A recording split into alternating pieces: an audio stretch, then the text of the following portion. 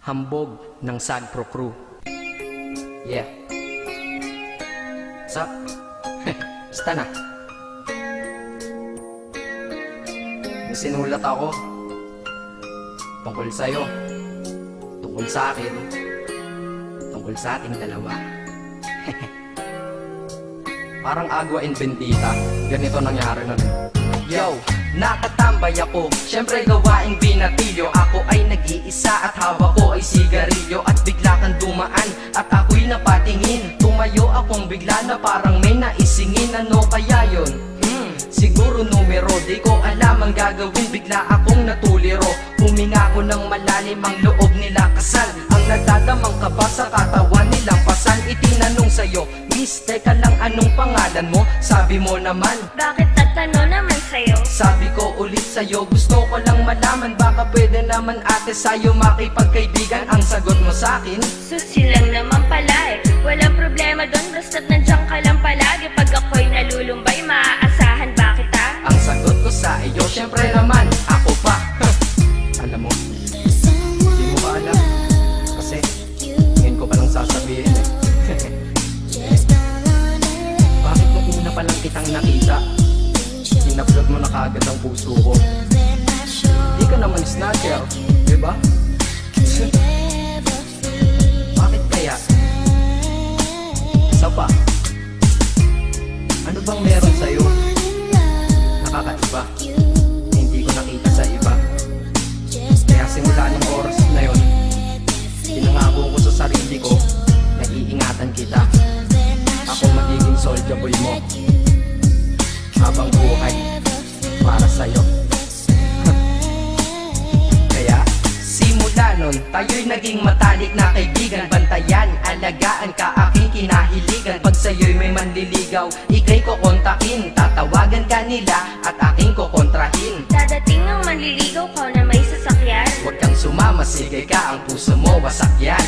Eh ang sabi niya, wala pa siyang nagiging kasintahan. Marami nang naloko yan, o eto ang listahan. Hindi ko masabi ang nasa damdamin, na parang gusto kong ika'y mapasakin. Naaalala ko noon ako ay tinitigan, ako'y nai-inlove ngunit aking pinipigilan. Ano kaya itong nadadama sa iyong mata? Ako'y nadadala, minsan nga gustong sabihin sa iyong mahal kita. Kaso baka sagot lang sa'kin, Huwag kang ang magpatawa, che. yan yan ang dahilan kung bakit di ko inaamin sa'yo. Kasi kaibigan lang ang rango ko dyan sa puso mo. Tingin mo lang sa akin, ganun lang. Pero ako, iba na nararamdaman ko para sa'yo. Hoy, iba na nararamdaman ko para sa'yo. Naalala ko tuloy nun, isang araw nagkita tayo sa tambayan. May sasabihin sana akong matindi sa'yo, kaso umatras na naman ang dila ko. Ganitong nangyari nun eh. Ganito ha. Okay? Pakinggan mo. Pwede ba kitang yayain Saan? sa pasyalan? Sige ba? Pagkatapos ituloy na sa kasalan. Ha? Baliw ka ba? Ito naman hindi mabiro. Parang gago ka kasi. Halika dito, May gusto ka bang sabihin? Tapatin mo nga ako. In-love ka ba? kaibigan lang kita at di tayo talo, di ba? Talaga lang ha? Totoo ba yan? Oo nga. Eh ba't lagi mo kung sinusubaybayan? Ganito kasi yan. Sige, paliwanag mo. Ayoko lang may tumabi dyan. Saang tabi? Saan pa ba? Eh di dyan sa tabi mo. Bakit nagsiselos ka? Anong pinagsasabi mo? Kunyari ka pa? Ulit naman, oo nga mahal kita. Ngunit bilang kaibigan lang naman, o gets mo na. Okay, sige na. Okay, narit na ako sa amin. Sige ingat ka, shit, bakit di ko pa inamin? Dang. Tama, ganun nga. Di ko alam kung bakit laging ganun. Dang. Pag nasa tapat na kita, kahit summer, nilalamig pa rin ako.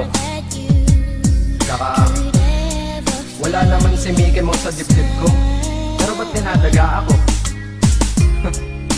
Madaming katanungan na hindi ko pa masagot sa sarili ko. Kaya ginawa ko tong kanta na to para ilabas na to. Hindi ko na kasi matiis eh. Kahit dito lang, kahit dito lang malaman mo ang totoo. Yeah. Hindi ko to masabi sa iyo ng personal. Baka isipin mong ako'y madrama at emosyonal. Nahihiya kasi ako at baka mapahiya, o di kaya'y mahimatay ka at biglang mapahiga na lang sa lupa dahil sa aking sasabihin kataga. Hindi nasabi ka agad dahil ako'y dinadaga. Kapag ika'y nasa harap ko di makapagsalita, pagkat malayo agwat mo sa tulad kong maralita. Pero sa oras na ito ngayon ako'y mapapaamin, mahal kita, may tsansa bang ikaw ay mapasaki o ay